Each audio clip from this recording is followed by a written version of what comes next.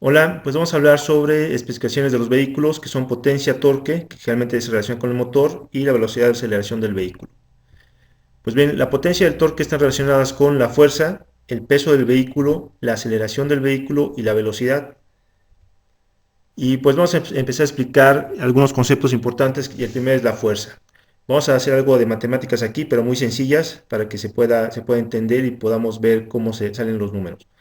Bueno, primero vamos a hablar de Isaac Newton. Isaac Newton es el que se le considera el padre de la mecánica moderna, y lo que establece Isaac Newton es el concepto, la definición de fuerza.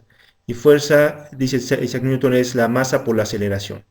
En otras palabras, lo que dice Isaac Newton es que la fuerza es lo que hace que un cuerpo se acelere. ¿Ah? Entonces, si consideramos estos términos, entonces, de acuerdo a lo que dice Isaac Newton, una masa del vehículo de 1000 con una aceleración de 10 requeriría una fuerza de 1000, la masa, por 10 la aceleración de 10.000. Si lo queremos acelerar a 6, la fuerza requerida sería de 1000, la masa del vehículo por 6, 6000. ¿Okay? ¿Y esto cómo se relaciona con el torque? Bueno, pues el torque también se le conoce como momento de fuerza. Esto es que es una fuerza que se aplica con un brazo de palanca, es decir, a cierta distancia, como se muestra la figura de abajo, donde hay un punto negro que simula una flecha de un motor, y dependiendo de esa distancia se va a aplicar una fuerza. Entonces, torque la forma de torque es la fuerza por una distancia o brazo de palanca. ¿Okay? Vamos a suponer, por ejemplo, que tenemos un torque de 1000, haciendo algunos ejercicios, y vamos a ver cómo varía la fuerza dependiendo de esa distancia. Entonces, si la distancia fuera de punto 1 con ese torque de 1000, la fuerza sería de 10.000, ¿ok? Sería una fuerza muy grande. Si cambiamos esa distancia o ese brazo de palanca, entonces la fuerza aplicada sería de 1000 si la distancia fuera de 1, si la distancia fuera de 10 sería de 100, y si la distancia fuera de 100 sería de 10. Es decir, en otras palabras, aplicado esto a un motor, si la flecha o el diámetro de la flecha fuera muy grande, la fuerza que se aplica va a ser digamos, menor que si la flecha es pequeña. ¿Ok? Ahora vamos a ver cómo se relaciona estos dos conceptos que hemos visto, estos conceptos que hemos visto hasta el momento. Entonces vamos a suponer que tenemos un coche, otra vez el mismo coche con una masa de 1000, y que se le aplica un torque. Bueno, tiene un motor, y ese motor tiene un diámetro de punto .1 de flecha, bueno, inclusive un radio de punto .1, que sería algo más correcto decir. Pues bueno, si ese motor aplica un torque de 1000, entonces la fuerza que se estaría aplicando sería de 10.000. 10.000 por la D, el punto .1, te da el torque de 1000. ¿Ok?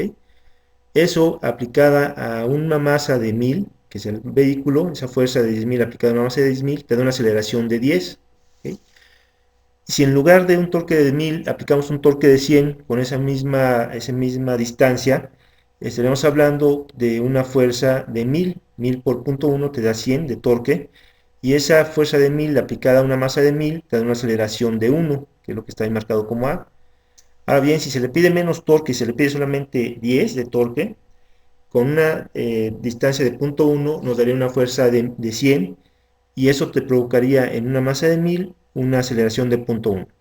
En otras palabras, si aplicado esto a un motor en la vida real, si tú le pides a un motor un pequeño torque, pues vas a acelerar muy poco.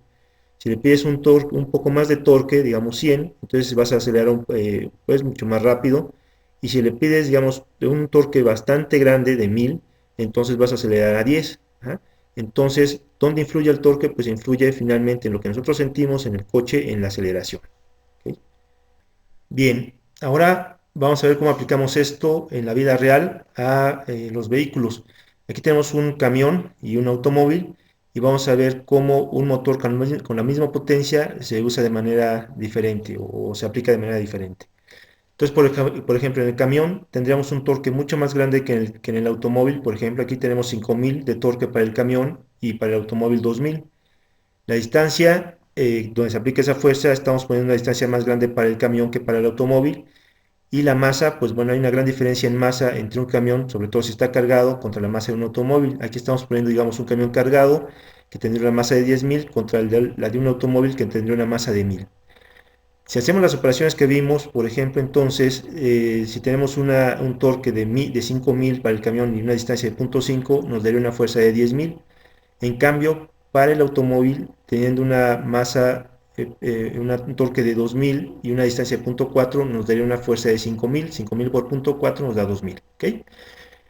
Y esa fuerza aplicada a las diferentes masas que tenemos ahí, por ejemplo, la fuerza de 10.000 aplicada a una masa de 10.000, pues nos daría una aceleración de 1.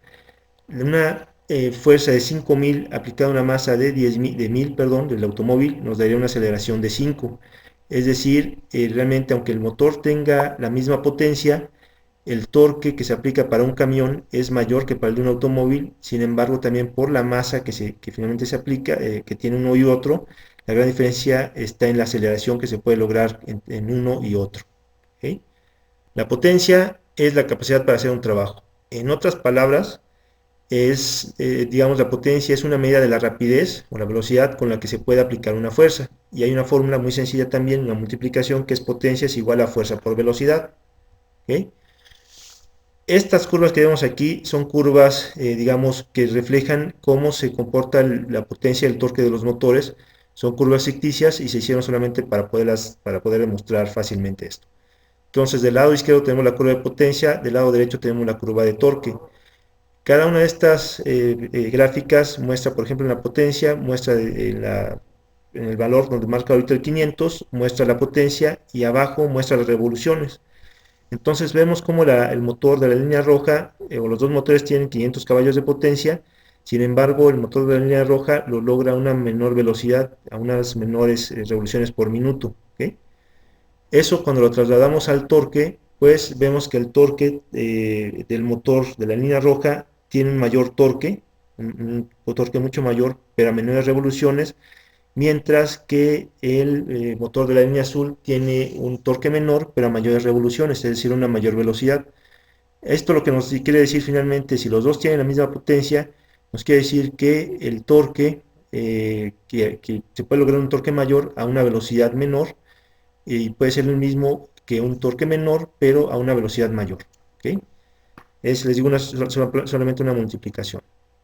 Bueno, concluyendo, aquí tenemos las tres fórmulas que vimos en la presentación: fuerza igual a masa por aceleración, torque igual a fuerza por distancia y potencia igual a fuerza por velocidad.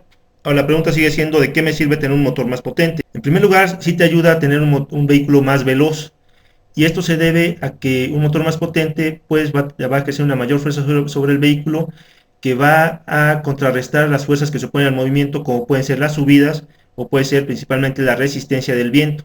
La resistencia del viento cambia o aumenta conforme aumenta la velocidad, de manera que un motor más potente pues va a ejercer una mayor fuerza para poder contrarrestar la fuerza del viento a una mayor velocidad que un motor menos potente.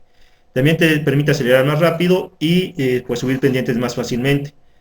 ¿Qué pasa con la velocidad tope? Lo que va a suceder con un motor más potente es que lo vas a lograr en menor tiempo, y esto se ve a la aceleración. Entonces, una forma de medir la aceleración en los vehículos generalmente se toma cuánto tiempo tardan en acelerar de 0 a 100 km por hora.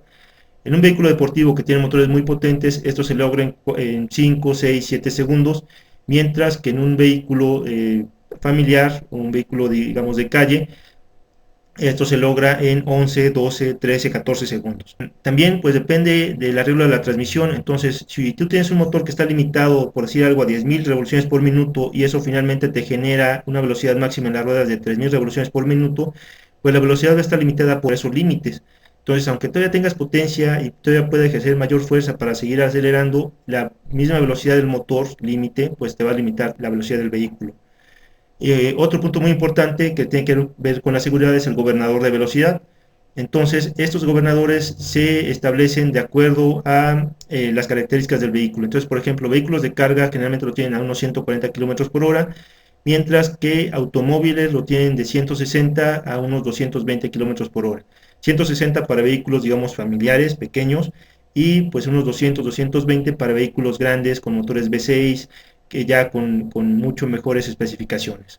Les damos las gracias por haber atendido esta conferencia, esta presentación, y pues si tienen comentarios o sugerencias, por favor envíenlos al mail sfajardo@e-medioauto.com.mx, y los invitamos a visitar nuestra página www.e-medioauto.com.mx. Pues muchas gracias y nos vemos en la siguiente. Bye.